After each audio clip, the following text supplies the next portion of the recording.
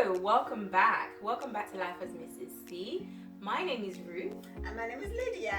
And today we're talking about traditions. We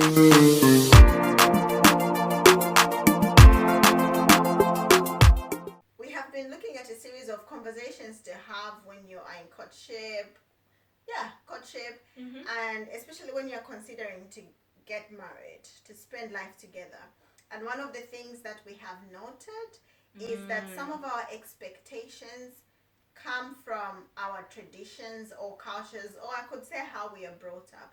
Yeah. So we want to look at 4 points in which we can explore these traditions and to help us, put our expectations into their rightful perspective, if I can say that. The first one is traditional teachings. Yes. So I'll just elaborate a little bit and then you can sort of add on to it. Yeah. So in the context that Lydia and I are both Zambian. Yes. So, and I know it differs between different cultures, different countries. But prior to getting married, we underwent counseling. So we had just general counseling. I would call it general counseling with our church. Yeah. And then we had traditional counseling. Yes.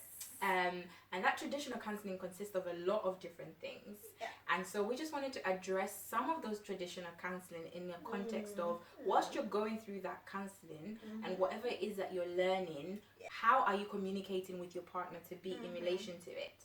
So what do you think about, the traditional teachings and in relation to sort of like yourselves in a courtship as well as when you get married?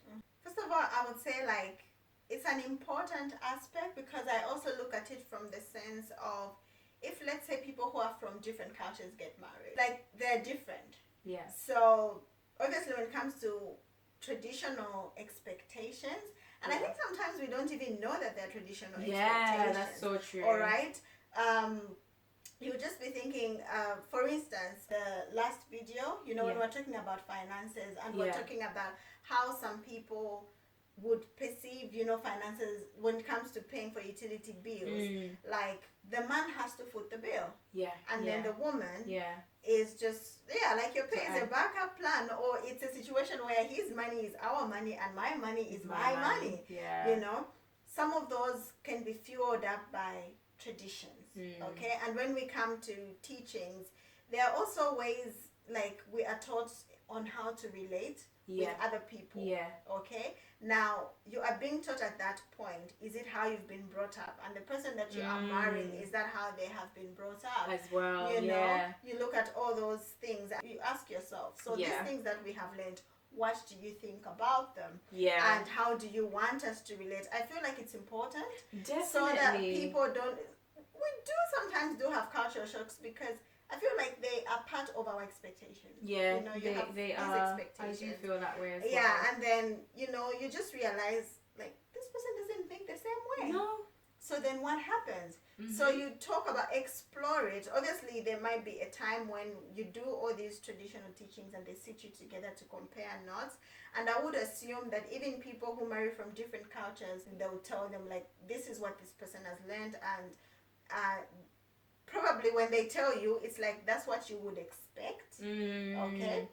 But then it's just important, like you said, and just understand each other's cultures. Even when you have come from the same, country. Yeah, you can still. You might still have different ideas, of tradition based on what you have been exposed to. Yeah. So those are the few points that I would note.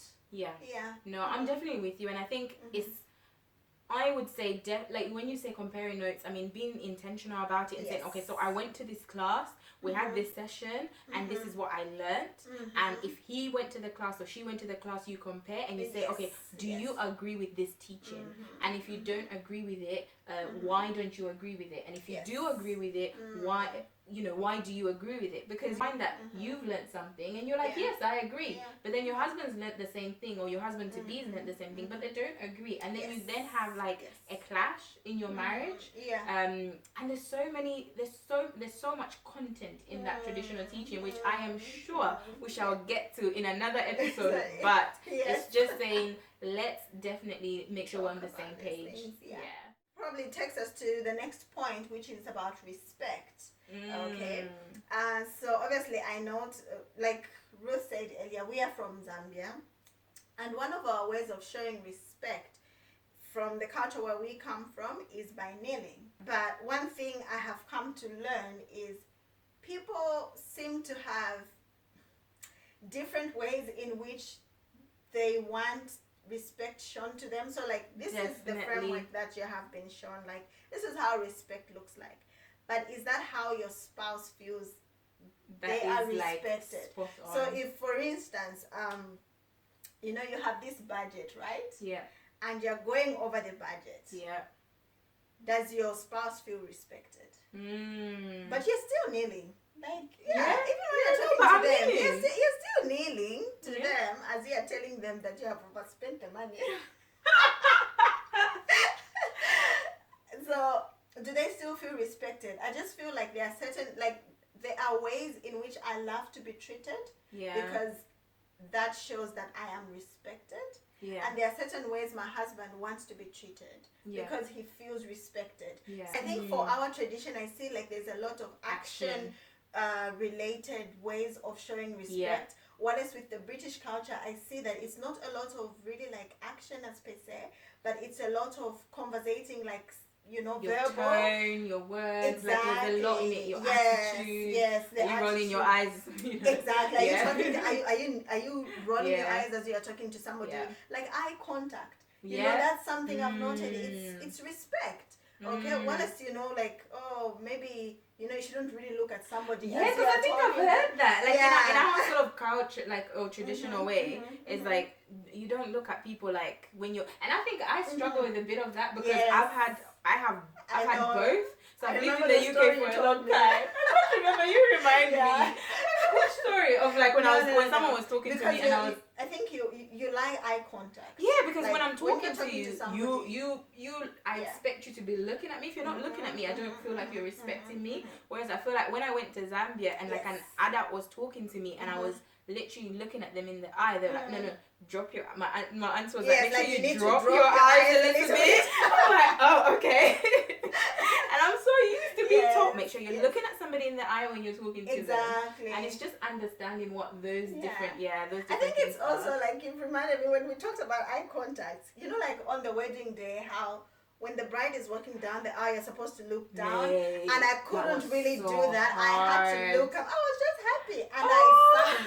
And you know, it's after we've walked down the aisle with Dad, and my eyes were like, you know, looking, and we're singing. Then I realized, oh, probably DJ, you were supposed to turn it down and look down as you walked down the aisle, but I just couldn't do it. It's really hard. It's like trying to balance those things. But I think I remember the one I told you about when I was standing. Yes, I know. Oh my goodness. Okay, so our third point is what traditions that we have observed and what we think about them. Okay, like I noted there are certain relatives who would visit and they wouldn't sit at the same table with my dad. Obviously that would take us probably back to like respect.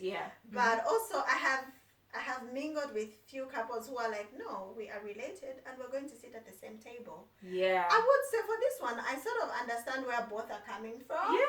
Okay, I haven't been put in that situation yet.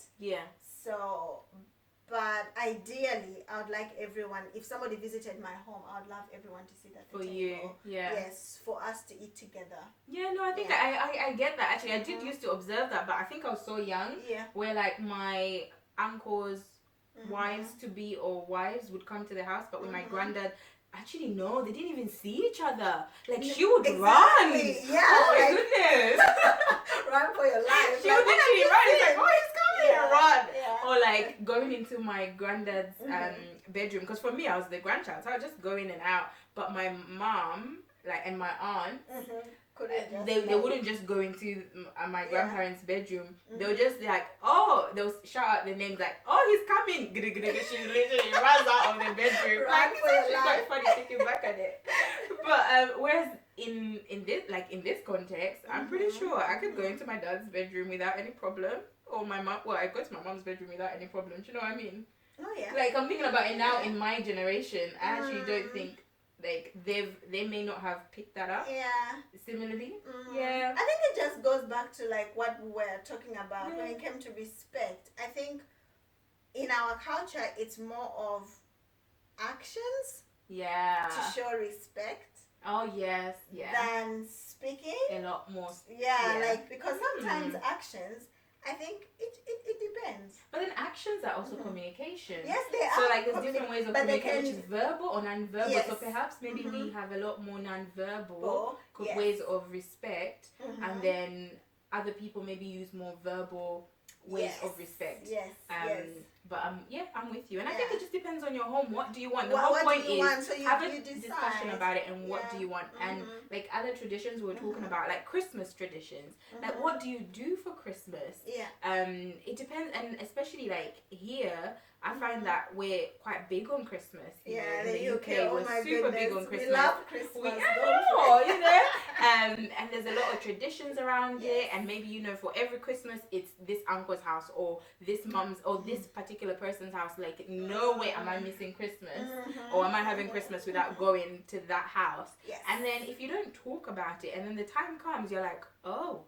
Then you start to have arguments about it. I was like, also, they're not coming to our house for Christmas this time. Now that you're married, we've been going to their house every time. So or like Sunday roast. I find that like there's a lot of tradition around Sunday roast, and like maybe your mom or your nan, your grandma. Preparing Sunday roast, and like you always go there at 2:00 or at 12:00. You always go for Sunday roast, and that can be like a major, it can bring up a lot of arguments in families if all of a sudden you have different expectations to what your other partner has. So, no, I totally agree with you. Like, you definitely need to have a traditions chat. are deep. There's a lot more than there's just, a lot like, more. There's a lot. We're just trying to scratch it on the surface. Yeah. Because almost every country, let me not say almost, but every country, everywhere, people have traditions that they adopt and they have perceptions, and that leads us to our last point, which is just in summary of everything. What are you going to take forward, and what are you going to leave behind in your home? Because now you've started your own home. It's important to have your own traditions, your own ways of dealing with things, your own ways of showing each other respect. Now this is where now you say, okay, we've learnt all of this, we've observed all of this.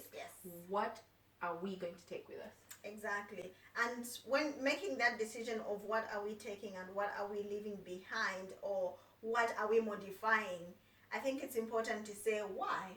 Yes. You are doing that. Because, and I think for us, it was helpful because I realized that me and Choba have like similar, obviously not on every traditional aspect, but we sort of agree on most traditional practices. So that made it easy, to say, okay, this we are leaving behind. Of course, I grew up from Africa, so I do have some things that are hooked in my brain. Right? Just like, you need to let it go. Leave it, please. But, so it's important to say the reasons why. Yeah, okay? Definitely. Obviously, some people would come from the Christian point of view. Like, for me, most of the traditions that I intentionally don't practice, like if you found me in my...